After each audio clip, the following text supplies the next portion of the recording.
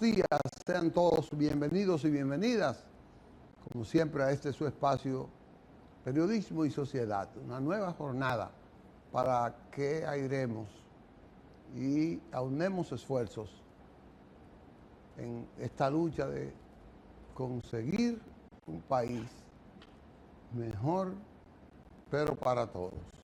Esa es la idea del esfuerzo diario que hacemos aquí en este programa, siempre con la ayuda de Dios, que nos guía, nos protege, nos orienta en esa parte. Y acompañado de don Isidro Toro, filósofo, antropólogo, sociólogo, un cientista social. Buenos días, don Isidro. ¿Le quito algo? No le voy a prestar nada hoy. ¿Y cómo amanecemos hoy? Porque hoy amanecimos con la renuncia de doña Milagros Germán. Sí, va otro de la televisión y de la farándula, va para el Ministerio de Va para Cultura. allá, ya lo designaron. Bueno, dicen que va Robertico Salcedo. ¿Cómo? Salcedo, ¿no es que dicen que va para allá? No sabía. Bueno, Primero no sabía que había renunciado doña Milagros, es una noticia que divulgó Ayer corrió. El presidente publicó la carta, Sí, aceptando la carta. la renuncia. Cosa rara, el presidente le acepta la renuncia mediante una carta dirigida Bueno, por el estima. porque una estima, una Milagro, distinción, Claro, ella es una un persona. reconocimiento importante que le ha hecho. Resalta logros que yo no conocía tanto así, pero que lo diga el presidente es importante, porque la gente estigmatizó a doña Milagro. Es verdad que la valoró como que no había hecho gran cosa en el Ministerio de Cultura, y el presidente ayer resaltó una serie de hechos importantes, tanto nacionales como internacionales, que nos vincula a logros de doña Milagro, y ella dice que se retira porque va al sector otra vez, a su vida privada. El presidente le valoró que una persona del sector privado haya aceptado ir al gobierno, a la función pública, y es notorio que en un mes han renunciado 4 o 5 funcionarios de alta categoría. Bueno, es la renovación del gobierno también. Pero que generalmente se da que el propio presidente renueva su gobierno. Pero esto son renuncias que parecería que son renuncias inducidas. Sí, claro. Mire, vamos a renunciar, vamos a renovar, vamos a darle nuevo aire a esta área de la administración pública, y eso es normal. Eso no tiene nada de... O sea que no son malestares que se cuecen. No, en absoluto. En absoluto, y sobre todo en las áreas, porque ninguno es dirigente de político, ninguno es... No estamos hablando de directivos del partido o dirigentes. Bueno, sí, hay la renuncia de Dilia Leticia, ella es una figura connotada del PRM. Sí, bueno. Hermana de Orlando Jorge Mera. Bueno, sí, pero... Es miembro de la Secretaría de la Mujer. Sí, pero no es, digamos... Bueno, yo lo estoy viendo desde media distancia, ¿verdad? Sí. Usted lo ve desde dentro, yo lo veo desde media distancia. No tiene una connotación pública de dirigente. Es dirigente del partido, pero no ha sido precandidata presidencial, no ha sido senador, no ha sido... No, y no son dirigentes. Dile a Leticia porque tiene una trayectoria, vinculación familiar, tiene un pedigrí, depende mucho de esa legión. Sí, de ese Salvador Jorge Blanco, doña Cela y su historia en esa parte. Y también la hija de doña Milagro renunció también al Ministerio del Medio Ambiente, con el nombramiento de este nuevo ministro, También los ministros traen sus políticas y traen sus nuevos gabinetes, recursos humanos. Seguro, y hay algunos que no comparten las políticas y deciden renunciar. Sí. En el marco general del gobierno, porque el gobierno tiene una política general, pero después cada ministro, cada director, presidente de instituto, tiene su forma de cocinar las verduras. Pero yo pienso, no objeto a nadie que el presidente pueda poner ahí, pero yo creo que deben poner una persona que esté muy vinculada al quehacer cultural. Eso decían ayer algunas comentaristas, que no son estos tirapiedras que hay muchos en los medios, ¿no? Sino gente, decía que había que colocar gente más ligada al mundo cultural. Yo no pongo en duda que ella haya hecho una labor, porque el tema de la cultura, tú haces mucho y se ve poco. Vale decir, si tú tienes un programa de que en cada pueblo tienes grupos culturales, los favorece, los alimenta, los apoya, y eso no se ve. Se ve poco. Un grupo folclórico aquí, otro allá, tienes 100 grupos folclóricos en el país y eso no se ve.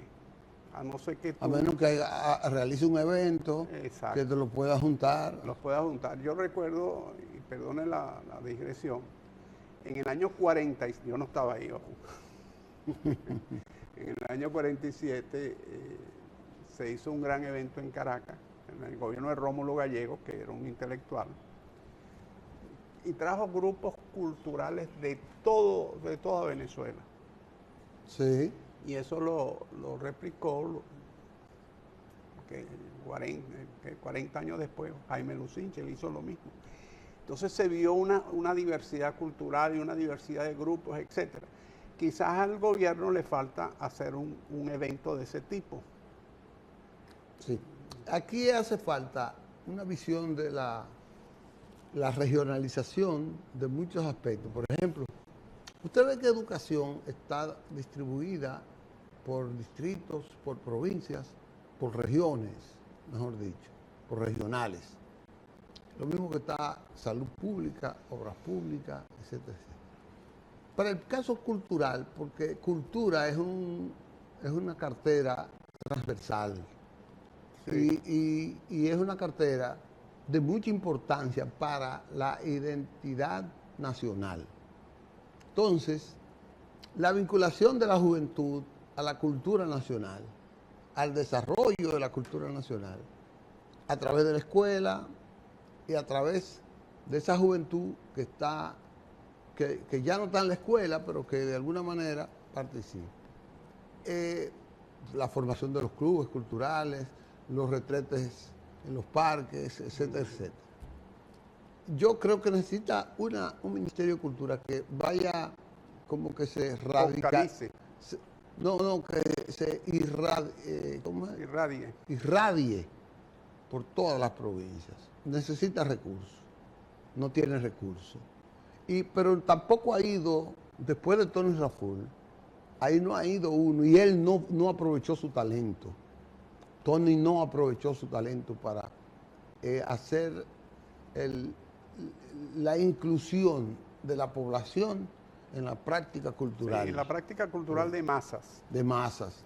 Porque es lo único que nos va a permitir a nosotros tener una identidad con lo nuestro cada día. El folclore, la mangulina, el merengue, el teatro. Volver a esas raíces es vital. Es como el deporte. Antes el deporte tenía menos desarrollo, pero se jugaba más. Porque el deporte antes se realizaban los torneos provinciales, pero se realizaban los torneos regionales y se realizaban los torneos nacionales. Entonces, eso quería decir que en cada provincia había una población practicando deporte. Y esa población estaba cautiva por un organismo o por varios organismos provinciales vinculadas al deporte. Y eso podía ser voleibol, béisbol, etcétera, etcétera. Entonces a cultura le hace falta eso. Volvemos al tema medular, la descentralización. Correcto. Cultura debe hacer convenios con los municipios y los distritos municipales para hacer un plan de masificación de programas culturales. Sí. Y para eso están los municipios y los ayuntamientos, que son una palanca insustituible. Sí. Hay dos instituciones que están en todo el país. Ayer hablábamos de una, de las escuelas. Escuchaba a alguien decir que el presidente Guzmán hizo una cantidad, centenares de escuelas rurales. Sí, de verdad. En el última aldea había una escuelita rural que yo no sé si habrá de 3 grados, 5 grados, no sé cuántos grados tendría. La llevaba, juntaba el multigrado, se llamaba. Sí, quizás en un salón le daban 1, 2, 3 grados a los niños. Juntaba varios cursos así. Y Y llegaba hasta quinto y ya cuando pasaba de sexto iba a otra escuela. Entonces, tú tienes la escuela en el último rincón del país. Eso es una institución del Estado dominicano. Eso no es algo extraño. Y luego tú tienes los ayuntamientos, los distritos municipales, con toda su estructura que ellos tienen, que también tienen una presencia nacional. Sí. Y esas dos instituciones deben ser aprovechadas no solamente para sus fines propios, que es la educación o atender algunos servicios municipales o los servicios municipales que les correspondan, sino también para adelantar otros tipos de servicios. Hay una serie de competencias que pueden ser concurrentes con los municipios. No es que tú le vas a transferir a los municipios esas competencias y ya, y te vas a olvidar, sino hacerlas concurrentes a través de convenios coordinados y haciéndole los distintos protocolos de actuación, las distintas programaciones, dando los recursos, involucrando al sector privado, porque en ese tipo de cosas se involucran muchas empresas privadas. Entonces, en cultura se requiere un gran gerente en esa materia. No digo que sea el ministro, puede ser un viceministro. Puede ser, exacto. Porque ahí hay un sesgo que es que muchas veces los ministros de la cultura, no estoy diciendo que es el caso de la que se acaba de retirar, sino son elitescos. Entonces, solamente... Eso es lo que ha pasado con muchos. Sí, que son elitescos. Yo creo que Doña Milagro era un poco elitista de eso. Es un poco elitista. Desempeñó sus funciones con cierto... Con sus sectores, con el grupo de literatos, el grupo de teatro, y de ahí no sale. Entonces, es una expresión... Creo que se centralizó mucho en la parte en la élite. Sí. La parte que ocupa el Teatro Nacional, que ocupa la Plaza de la Cultura. No se salió de ahí. Entonces, que eso es importante también. Si hizo otra cosa, no la conozco, es otra cosa. Pero el tema es ese, que muchas veces hacen las otras cosas y no se publicita. También, eso ocurre. Entonces, quizás haya que hacer un gran evento donde se muestre la cultura dominicana. Correcto. Todas sus variantes y todas sus expresiones. Pero vamos a ver, el presidente es el único que tiene derecho, potestad para designar el nuevo ministro, la nueva ministra. Dicen que va Roberto Salcedo. Roberto Salcedo lo nombraron embajador ahora. No, el hijo. Robertico. Robertico, el de las películas. El que hace películas. El que hace películas. Ok. El que hace películas. Él está en el área cinematográfica, que es un área también de la cultura, por supuesto. Pero ¿cuál ha sido? Bueno, eso es lo que se menciona. No sabía que Robertico sonaba, ¿no? Pero que suene es una cosa, que el presidente lo designe es otra. Pero él presidente tiene muchos trabajadores culturales. Hay varios viceministros ahí con mucha capacidad, con una visión amplia de la cultura. Ahí está el semidios Giovanni Cruz, está Gamán Michelén, y hay otros, muchos ahí que pueden ser viceministros. Y hay otros que están fuera, que todavía no se han insertado ahí. Pero que decide él, a quien él le corresponda, a quien él entienda que le puede hacer. Él es el manager. Él es el manager, y el manager en cualquier parte del juego designa Vamos a una pausa y venimos ya cuando venga el pequeño con otro comentario. Bueno, regresamos con ustedes a este espacio Periodismo y Sociedad y amanecemos hoy, como decía el viejo Bonillita, también con que por primera vez el presidente de la República, habiendo estado en agenda una hora antes, no asistió a el evento solemne de la Suprema Corte de Justicia y del Poder Judicial. Y de repente se produjo el cambio y envió a la vicepresidenta. Es la primera vez que el presidente no asiste. No es el primer presidente que no asiste. Danilo no asistió a varios, otros no habían asistido. Pero fue sospechoso, toda la prensa estuvo a la expectativa de que el presidente no asistiera y cuando se presentó la vice, pues se confirmó que ya él, aún así la vice asistía con él, pero ya se confirmó que él no asistiría. ¿Por qué no asistió? Bueno, la mayor especulación es que el presidente decidió delegar y desarrollar puntos otros de la agenda presidencial que tenía que resolver. Pero eso creó muchas conjeturas, creó muchos comentarios y que el presidente no asistió a eso, porque tiene unas excelentes relaciones con el magistrado Luis Henry Molina, con quien se ya ha llevado muy bien después que asumió la presidencia de ahí. Inclusive el Poder Judicial ha recibido múltiple apoyo de Abinader, y eso quiere decir el alto criterio que tiene sobre eso. Quizás no creo que no quisiera escuchar el discurso. El presidente Molina dijo que el reto de la justicia era reducir la deuda judicial, la mora judicial que tiene. Dice que se ha reducido un porcentaje, pero aún así, él dice que un 73% se ha reducido, pero aún así hay muchos expedientes y él dice que hay muchas personas y familias sufriendo esa deuda, esa lentitud, esa imposibilidad de que se lleven a cabo sus expedientes, sus juicios, que eso va a ser la meta, el reto de ahora de la justicia. Eso mismo dijo el año pasado. Y habló de que en este año,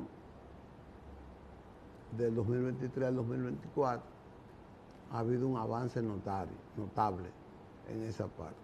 Es decir, que lo que dijo el año pasado, pues, se fue logrando en el proceso. Ojalá que sea así, porque la negación de justicia es muy grave, es una violación a los derechos humanos y es un grave pecado de la democracia para la ciudadanía. ¿Algo le pasaría? ¿Algún tema tendría? ¿No? Sí, el presidente sí. Sí, eso no es mal de morirse tampoco. No. Vio las declaraciones del presidente Trump ayer en Florida, en su residencia de Mar-a-Lago. ¿Qué le pasa a Trump? Bueno, se metió con Canadá. Con el programa, con el canal de Panamá ahora. Se metió con el Canadá. Sí. Sí. Con Groenlandia, que es meterse con Dinamarca. Sí. Se metió con el canal de Panamá. Anunció que antes de que tome posesión debe soltar los rehenes, los palestinos, el grupo Hamas, debe soltar los rehenes israelitas, porque si no lo que viene es fuerte. Y luego, por supuesto, en los temas locales, trató los juicios que tiene en Nueva York, etcétera, con los fiscales y todos esos temas.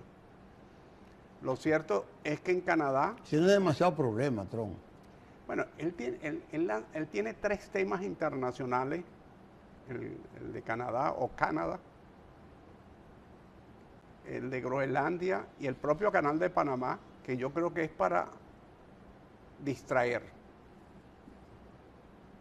Porque decir que él plantea de que Canadá sea el estado 51 de la Unión... Panamá. No, Canadá. Ah. El país del norte se incorpore como un estado de la Unión. Es hablar y es generar una diatriba. Claro, también ha dicho que le va a colocar unos aranceles. Eso ha traído mucho ruido dentro de Canadá. Es un derecho que él tiene, los aranceles. Y al punto que el primer ministro de Canadá renunció. Pero no renunciaría por eso.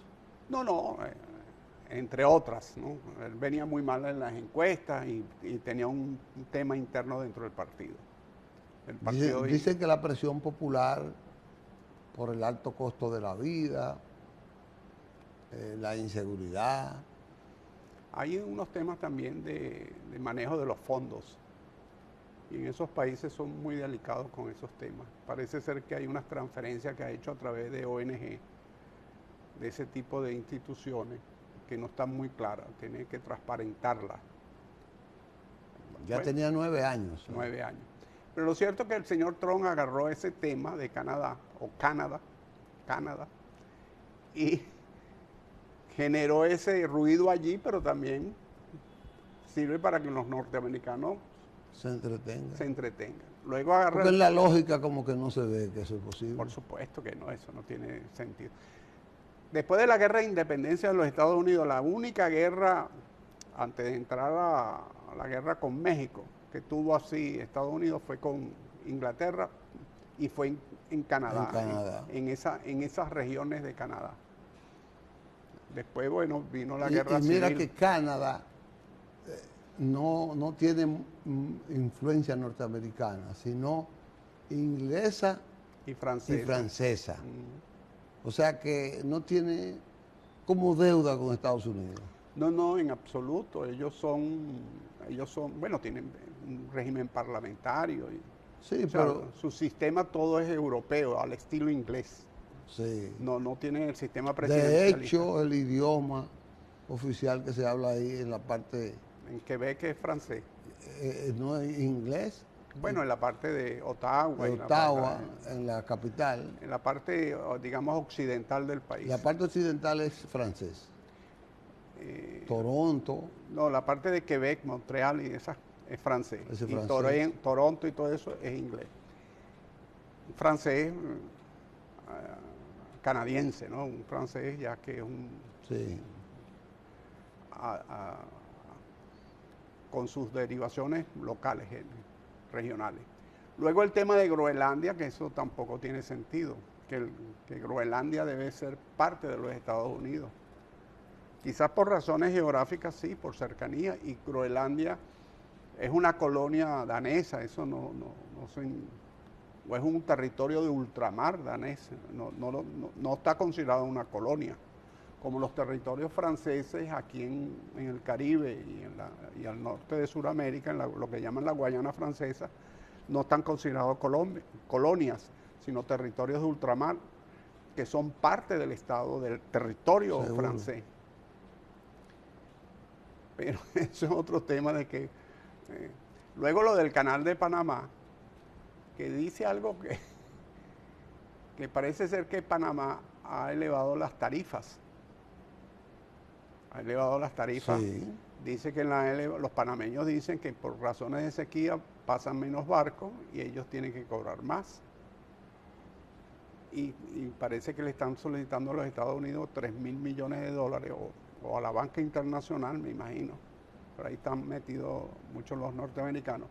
3.000 millones de dólares para atender los temas del canal.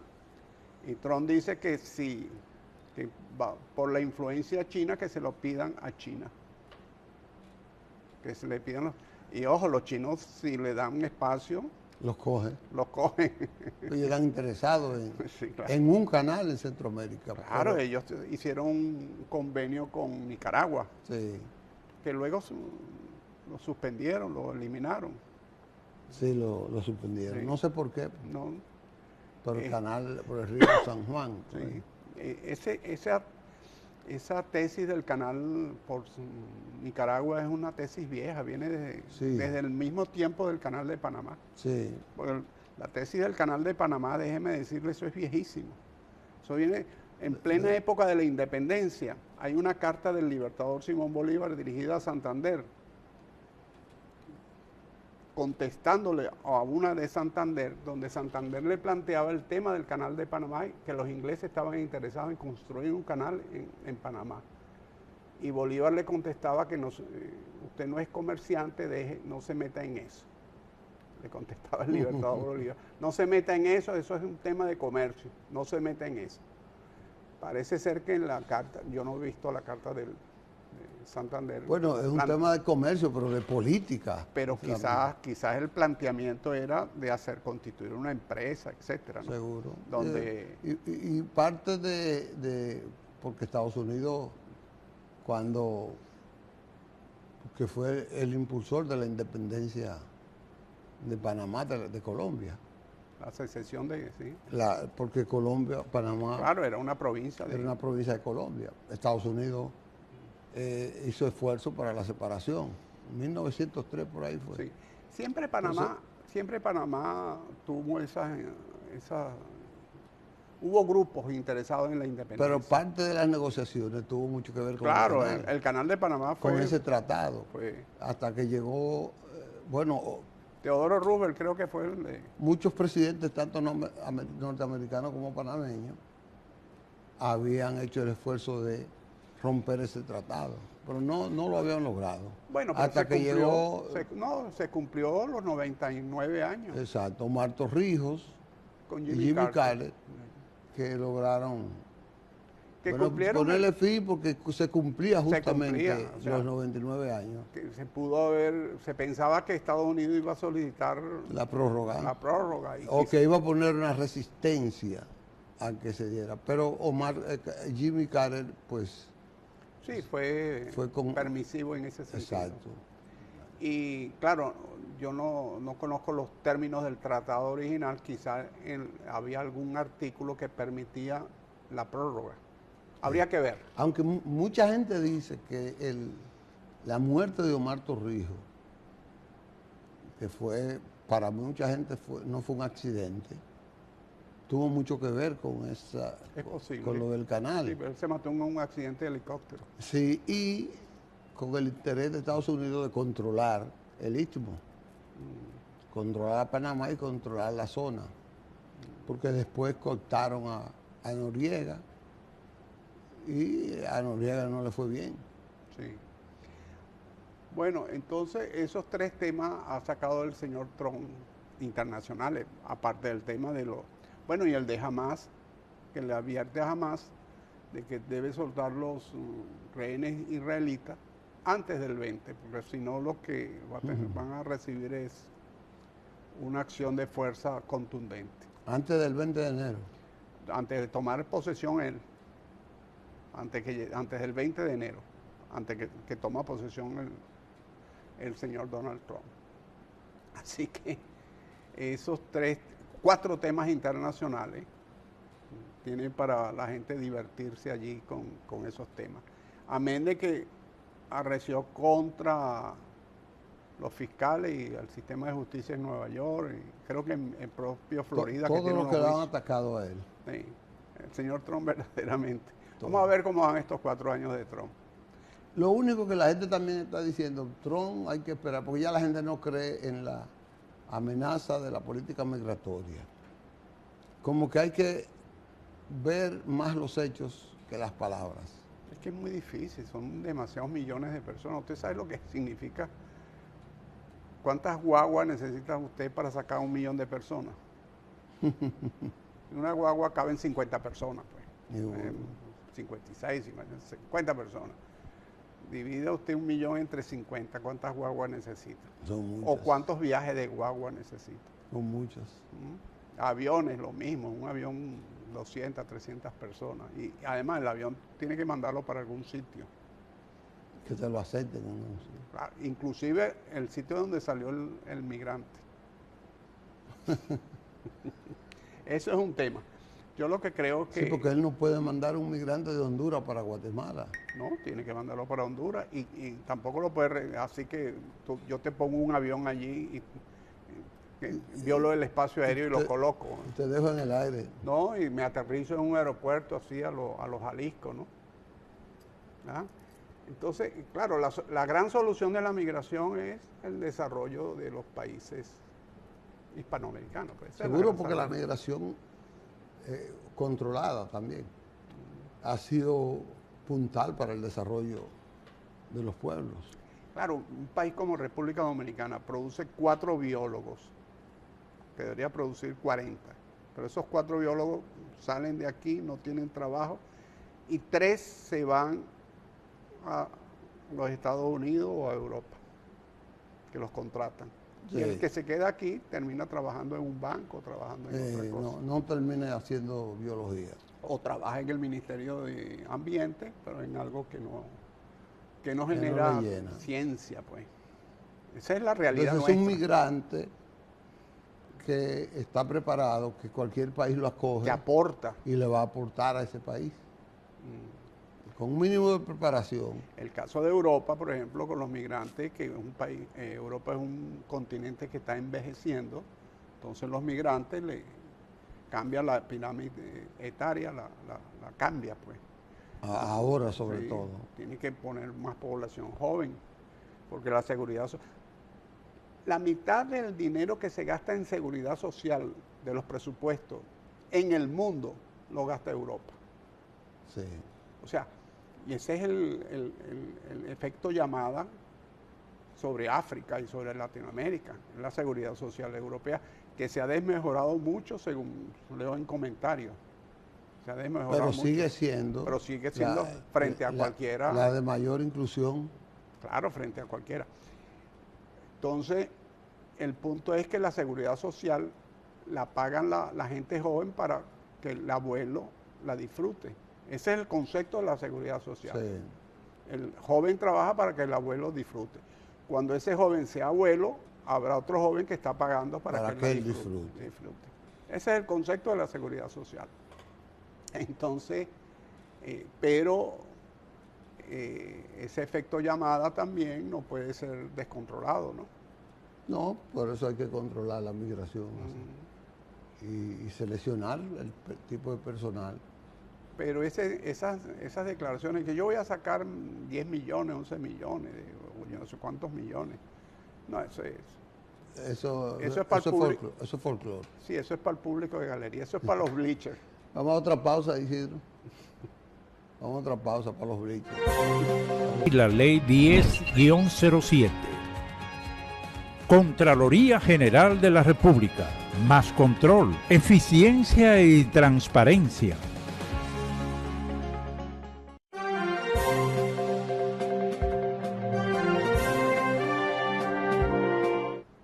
Bien, regresamos. Isidro, usted tenía un tema.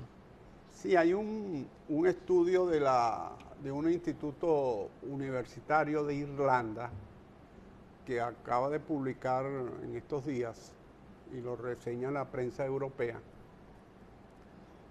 una investigación científica donde hace una relación, establece un coeficiente de correlación entre pobreza y debilidad mental.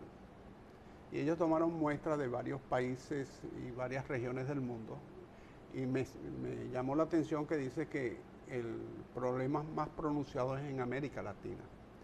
Ellos establecen de que los niveles de pobreza se relacionan con niveles de debilidad mental en el sentido de fallas en la memoria, fallas en la conectividad, sobre todo los elementos cognitivos.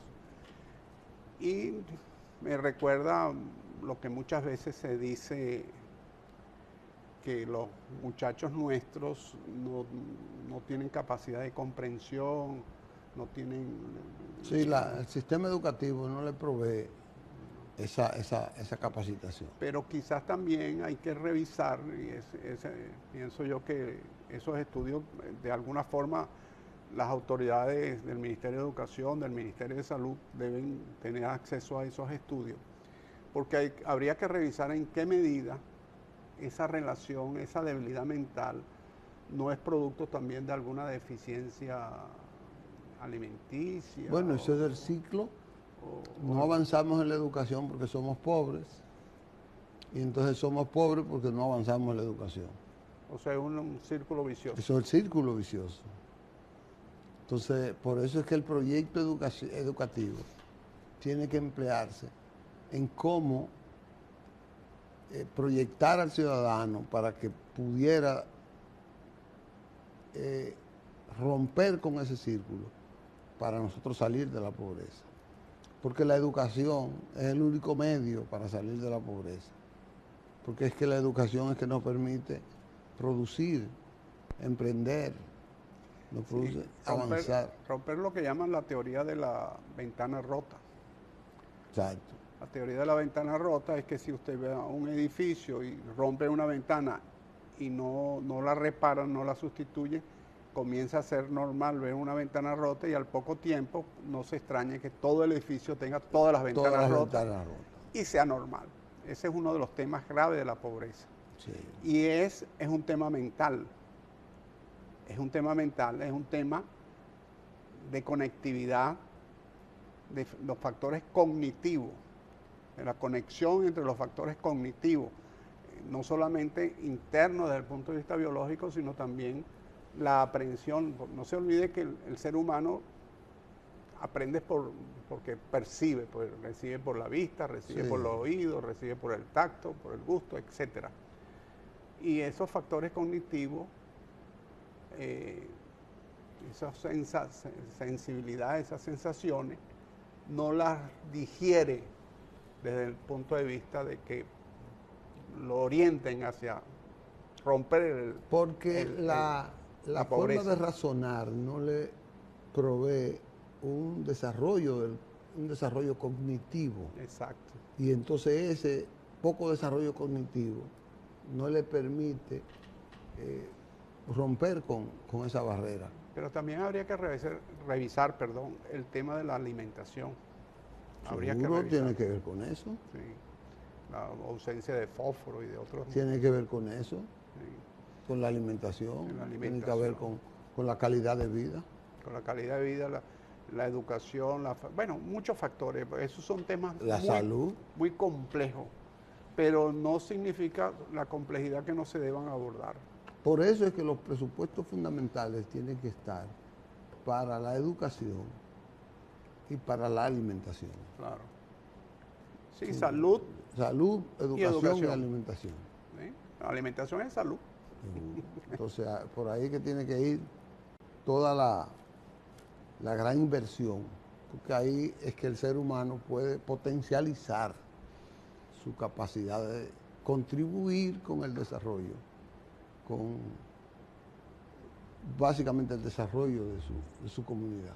De su comunidad. Porque el desarrollo personal, el desarrollo familiar y el desarrollo de su comunidad. Lo cierto es que ese tipo de investigación, que no es la única, se hacen muchas, y esas instituciones europeas, norteamericanas, hacen mucho de ese tipo de investigación, ayudan o sirven de acicate, de chispa para que se pongan estos temas sobre relieve y se busquen soluciones, porque a veces hay programas que son muy interesantes, pero como no se le ven resultados, no es como hacer una carretera que usted va y la inaugura y saca fotos, etcétera.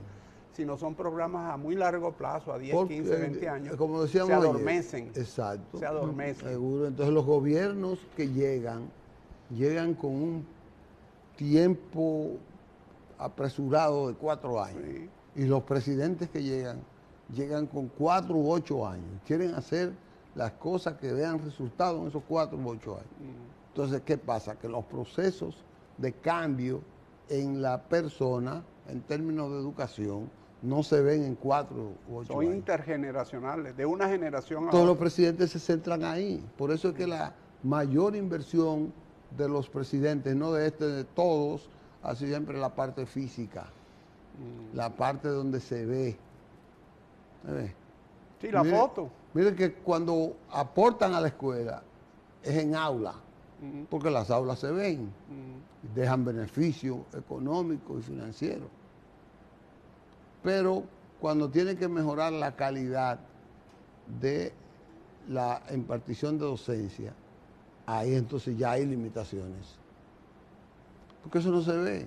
No, El resultado de la inversión para mejorar la calidad de educación no se ve en 4 años. y cambiar la conducta organizacional de un sistema, pasan años, para que un maestro cambie algunos elementos para que sea más útil al educando. No es que le vas a dar un curso de 3 meses y va a cambiar. No. No, pasa un año y el otro año le vuelves a dar otro curso y luego le das otro curso, le haces evaluaciones, le haces motivación y entonces pasan 4, 5, 6 años y los nuevos maestros vienen con la iniciativa. Con la misma cosa. Dice Manuel que tenemos que irnos. Bueno, Él desde que uno comienza a discutir temas como este, de una vez dice que tenemos que ir. sí. Pero el pinguilito de allá abajo que dice eso. Ah, ok. Bueno, pues vamos a darle las gracias a todos los amigos televidentes que nos han prestado su atención el día de hoy. Don Isidro, gracias, y a Manuel y el equipo, pues muchas gracias por el apoyo. Mañana volveremos con ustedes, ya con otros temas.